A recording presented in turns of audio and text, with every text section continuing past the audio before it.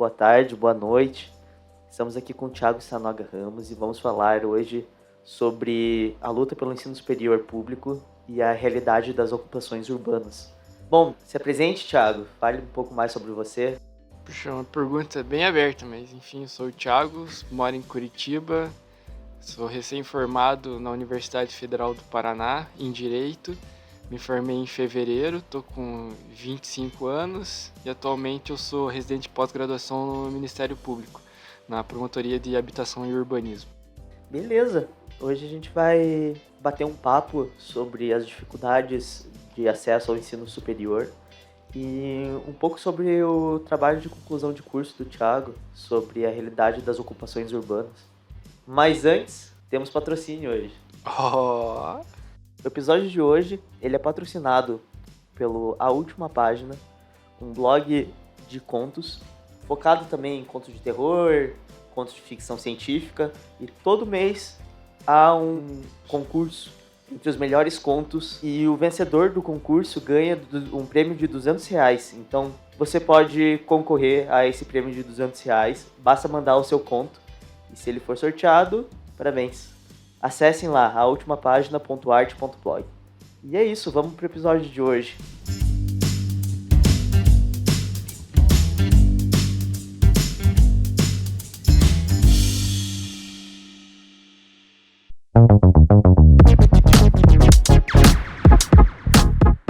Bom, vamos começar sobre a questão das universidades públicas. Você pode compartilhar conosco as principais dificuldades que enfrentou para ingressar numa universidade pública que desejava? Eu sei que você teve um grande período aí de dificuldade para ingressar na UFPR. Vamos falar um pouquinho sobre isso. Tá, a primeira dificuldade é o filtro inicial do vestibular, né?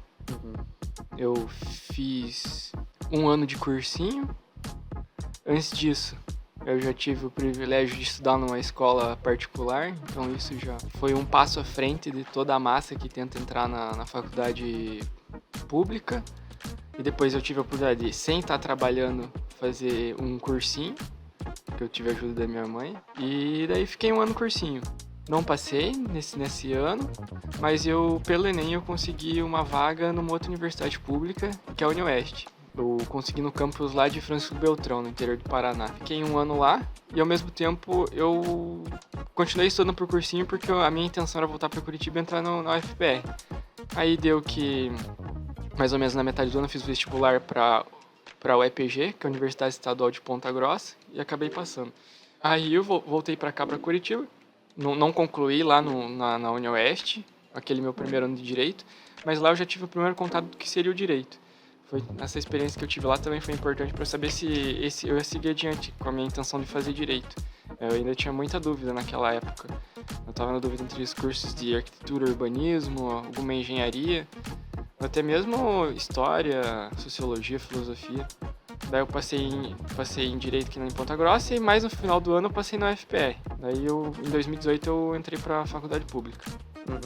Vamos falar um pouco sobre essa questão de você ter se mudado, porque é que a realidade de Curitiba é muito diferente do resto do país, mas principalmente em São Paulo, tem muita gente que acaba tendo que sair de casa para poder estudar na faculdade. Como que foi o processo de adaptação de viver em outra cidade, numa cidade diferente, enquanto você estudava? Então, Francisco Beltrão, por ter a faculdade lá, ela recebe muitos estudantes que vêm de fora. No meu caso, era mais um deles. Então tem muita gente que também tá sozinha, não conhece ninguém, apesar de que a grande parte dos estudantes que estão lá era das cidades vizinhas, tipo cidades satélites, assim, sabe, de Beltrão. Mas aí tinha gente de muito longe também, tinha gente do norte do país, de Manaus, até de Roraima, acho que tinha uma pessoa lá. Bom, o começo é bem complicado, eu sempre fui muito apegado aqui a Curitiba, todos os meus laços, tanto familiar quanto meus amigos estão aqui. Então foi bem difícil o começo. Acho que os primeiros 3 meses. Aí sempre me falaram assim, os primeiros 3 meses, aí depois você se adapta ao local. Então, e foi bem isso. Deu 3 meses, eu já comecei a conhecer o pessoal lá, os calouros, ninguém conhece ninguém. Daí você vai se enturmando em festa, na própria aula, assim, né? Daí depois deu uma melhorada. Mas eu sempre tive na minha cabeça que eu queria voltar para Curitiba. Eu nunca me senti assim, bem confortável, sabe? Apesar de eu ter sido super bem acolhido, o pessoal lá é super simpático. Uhum. É uma experiência diferente você morar em outra cidade. Você vê que as pessoas são diferentes. Os lugares são diferentes. Então, foi legal. Mas eu não me senti em casa. Você conseguiu se manter motivado de estar lá, de estar estudando? A minha motivação era querer voltar. Incrivelmente. Então, na dificuldade, eu me motivei a estudar pra conseguir passar aqui mais perto. Tanto que eu passei em Ponta Grossa, que é uma cidade que fica 1 hora aqui de Curitiba, 1 hora e meia. E daí depois passei na FPR. E uma coisa que me ajudou bastante a superar a distância de casa é correr. Eu corri bastante. Corria? Tipo Forrest Gump. Que legal, cara.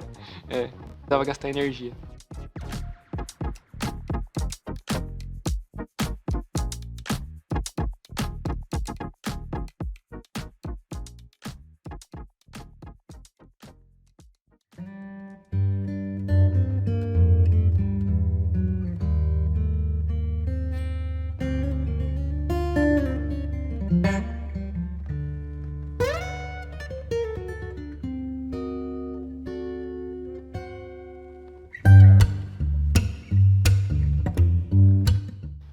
Vamos agora aprofundar sobre o tema.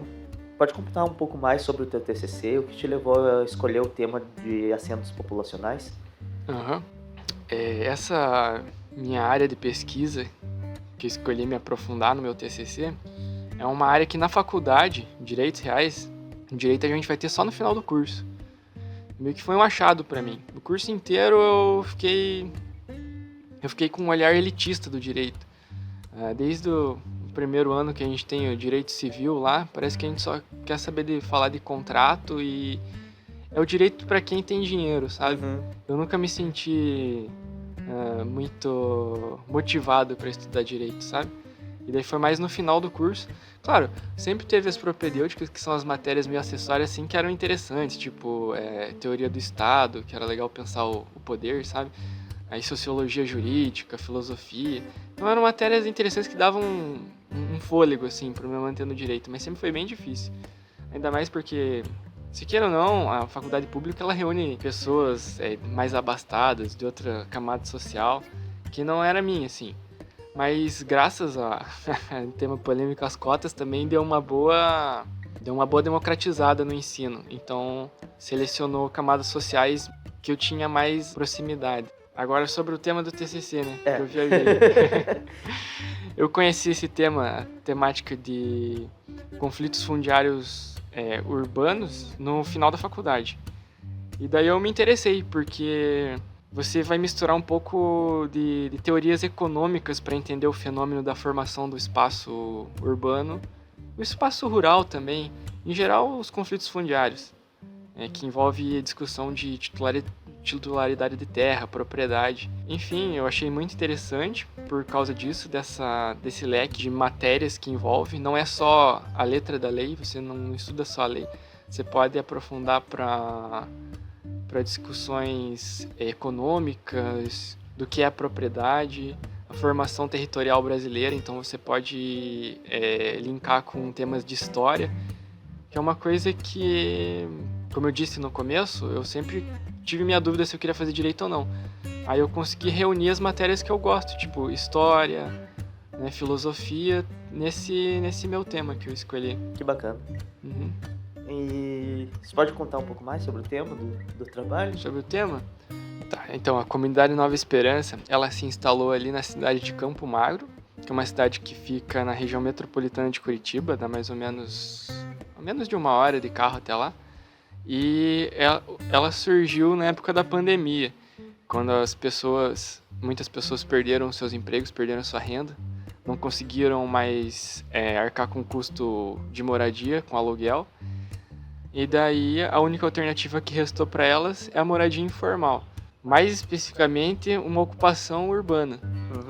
Essas pessoas se reuniram dentro de um movimento social e ocuparam um imóvel público do estado do Paraná, que estava sendo cedido à FAS, que é a Fundação de Ação Social de Curitiba, um órgão da Prefeitura de Curitiba, ou seja, era um imóvel público, que há cerca de uns 10 anos estava sem destinação nenhuma, crescendo mato. Antigamente o local era uma chácara que cuidava de dependentes químicos e estava abandonado. E daí as pessoas construíram suas casinhas lá, seus barracos. Muitas também aproveitaram as estruturas que já tinham lá, que era usada para a antiga chácara de dependentes, e passaram a morar lá. Foi a forma que elas encontraram porque assim, a gente precisa de moradia, né? É um direito fundamental e necessário. Não tem como você, sei lá, você que tem filho, tem família, não tem como você ir morar na rua, né? Então acho que antes de morar na rua, é a melhor opção que essas pessoas encontraram. Ocupar aquele imóvel público abandonado. Então eu fiz sobre isso. As implicações que isso tem no direito, como que o judiciário lida com as ocupações urbanas. Também tratei um pouco de história, de história das cidades aqui no Brasil, organização do espaço, as cidades em si, a lógica por trás delas, por que as pessoas se organizam em cidades, que é um fenômeno. Não vou falar que é de agora. Existem cidades, mas a forma como nós pensamos a cidade está muito ligada à produção econômica do nosso tempo. Em todas as épocas da história existia um tipo de cidade. Uhum. Quem fala isso é o Lefebvre, não sei a pronúncia. Mas sempre existiram cidades, nós sabemos. Mas a nossa, eu relacionei, me apoio a esse autor, eu relacionei as nossas cidades ao nosso sistema produtivo e econômico atual. Uhum. Existem políticas públicas eficazes atualmente para lidar com as questões que você identificou no seu trabalho? Vixe! Você vai falar eficácia no mundo do direito? É difícil você ter soluções assim dentro do judiciário. As pessoas acreditam que vão receber justiça, mas é muito difícil. Principalmente quando a justiça tem que ser rápida. Quando você está lidando com uma demanda urgente, como é a questão da moradia, e a justiça é rápida, geralmente a justiça é injusta. Na rapidez, a primeira coisa que a justiça vai fazer é remover as pessoas, ela não está nem aí para a sua necessidade. E aí que tá, esse que é um ponto de muita discussão do meu TCC e de como o judiciário aborda as questões fundiárias, que é basicamente na base do despejo, na base da força policial. E quando os despejos se efetivam, essas pessoas que já não tinham moradia, para onde que elas vão? Elas vão ocupar outro lugar. Aí vai voltar esse problema pro judiciário, que nunca dá uma resolução definitiva pro negócio, entendeu? E vira uma bola de neve, né? Bom, e você acredita que seu estudo pode contribuir para melhorar a situação dos assentamentos populacionais do Brasil? O meu estudo, assim, como um TCC não ganha visibilidade, né? Mas eu acho que na minha atuação, assim, eu consigo, na medida das minhas possibilidades, naquele trabalho de formiguinha, a gente vai tentando fazer alguma coisa, né?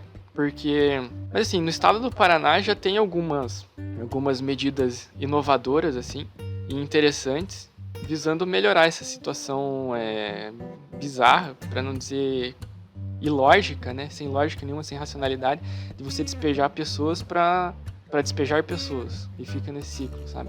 Então, aqui no Tribunal de Justiça do Estado do Paraná tem uma iniciativa inovadora, que é a Comissão de Conflitos Fundiários, que tenta chegar numa resolução amistosa, através de conciliação, mediação, trazendo para a mesa de debate não só o proprietário, que quer o despejo das pessoas, mas também, quando é o caso de ocupação em terreno público, traz o poder público, tenta achar alternativa habitacional para essas pessoas, sempre pensando que o despejo não é a resolução do problema, né?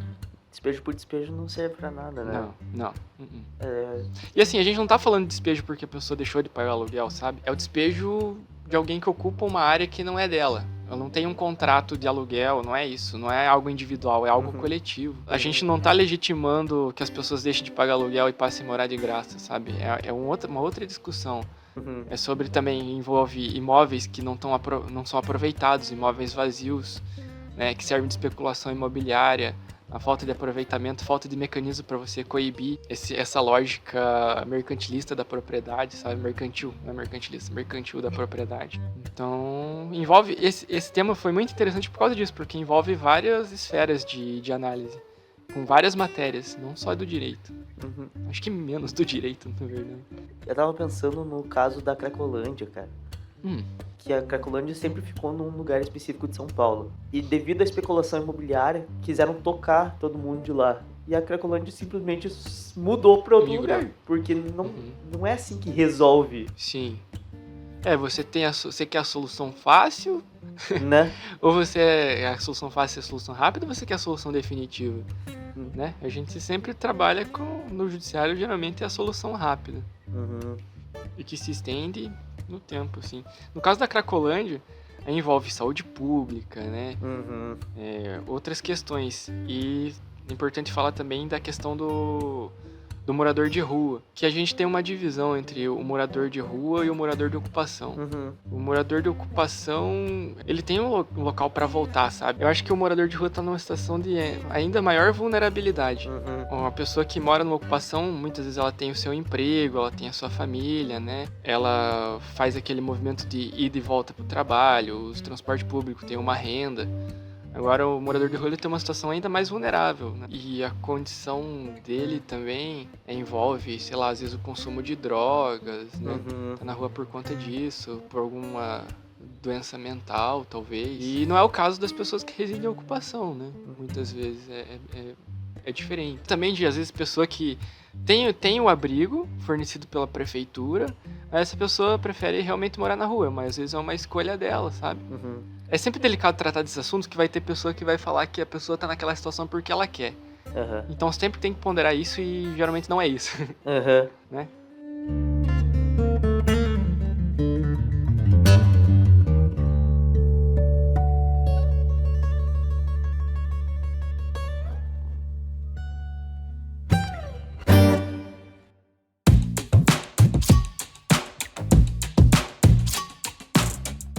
Vamos passar agora para interação falsa com a audiência, porque atualmente a gente não tem...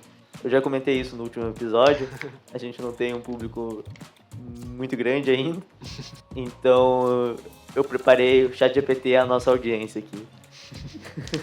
Vamos ver se a inteligência artificial tá melhor que as pessoas já. Vamos lá. Com base na sua experiência, qual conselho você daria para alguém que está começando a enfrentar dificuldades semelhantes às suas no começo da sua carreira acadêmica? Tá, deixa eu pensar nas dificuldades que eu tive. Eu tive dificuldade de ingresso na faculdade, realmente é difícil, vestibular, mas, assim, eu me mantive firme porque eu tive um bom apoio da família, tive uma condição favorável.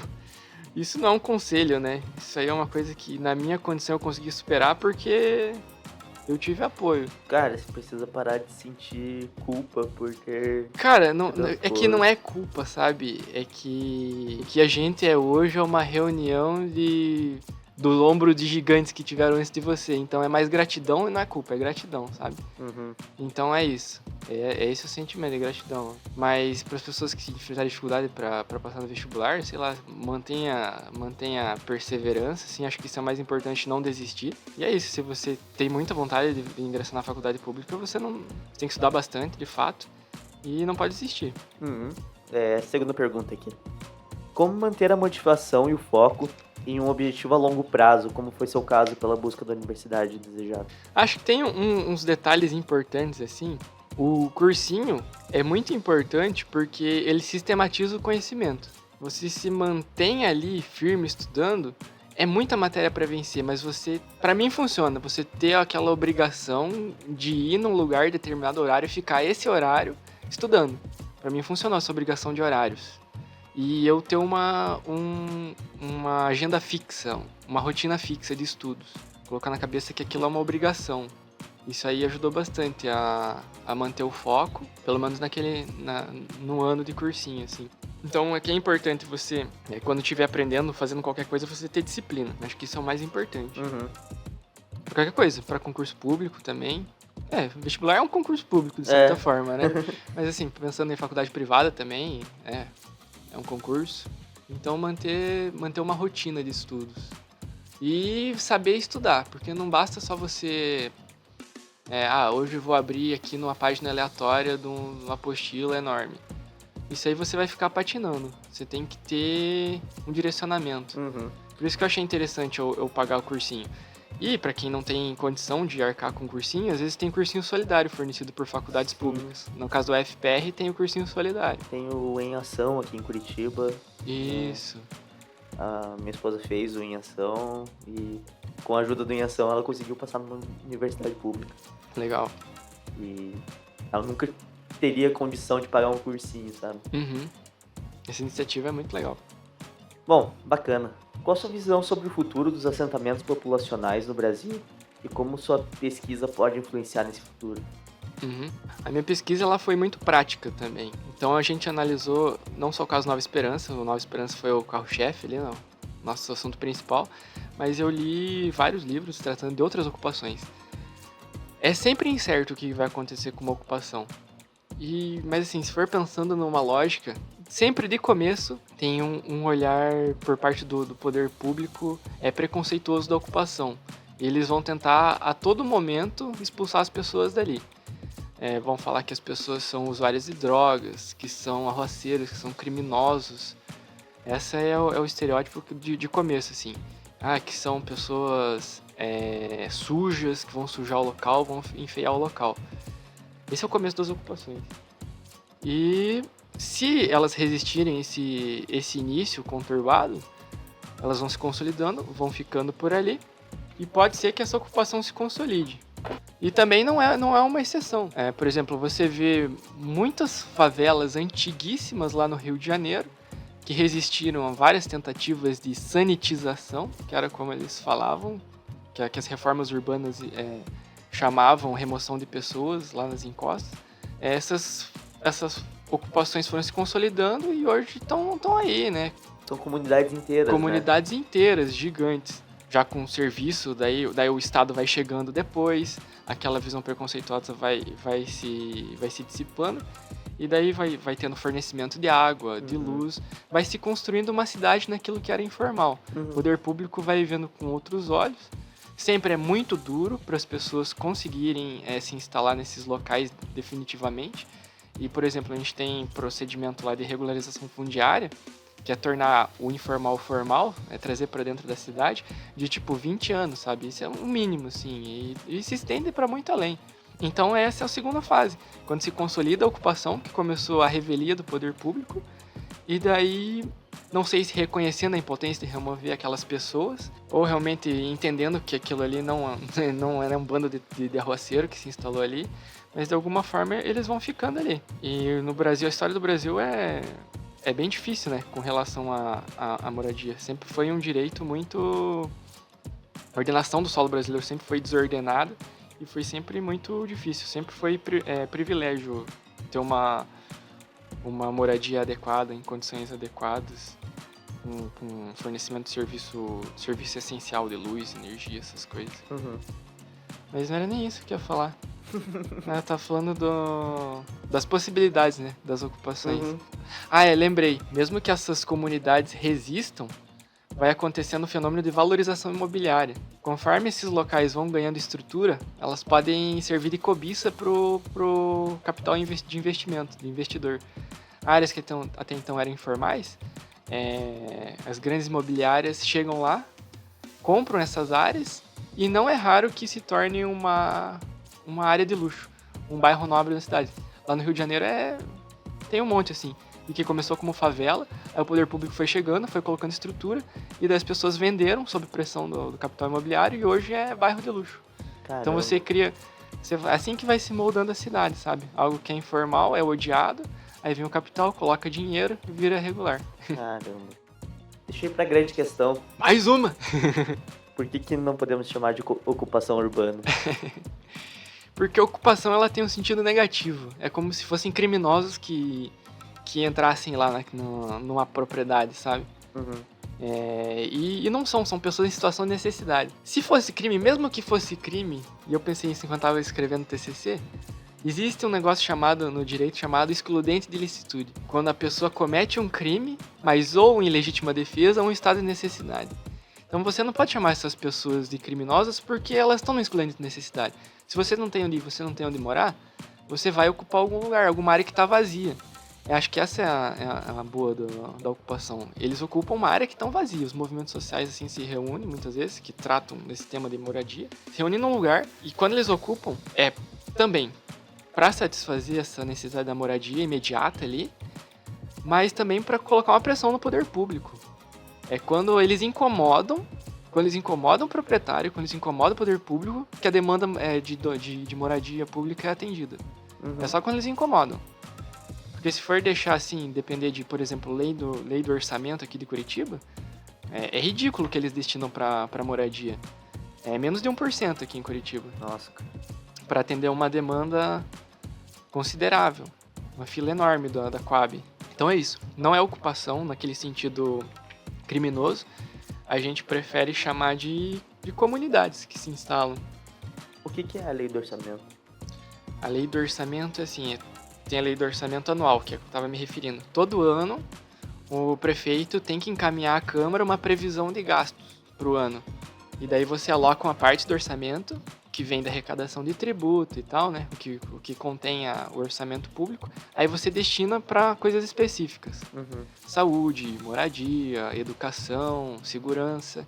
E no caso de Curitiba, a moradia é menos de 1%. Meu Deus. Discriminado. Claro, tem uma grande discussão porque tem valores que se misturam.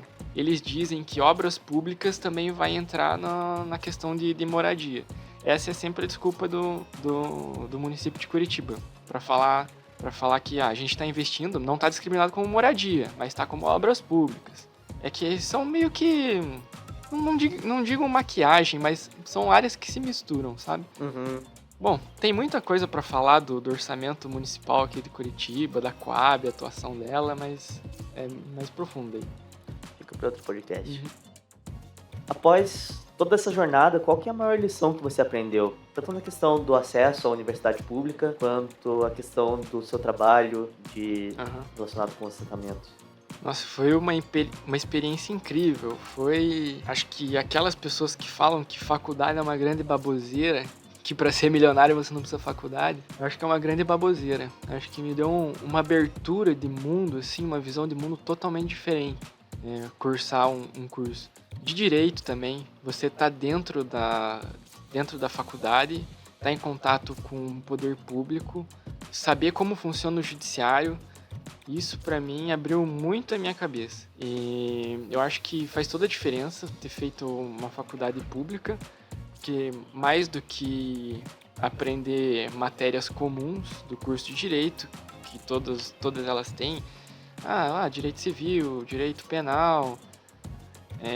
Eu tive contato com bastante propedêutica, que eles falam, que são as matérias mais reflexas, assim, que não são diretas do direito.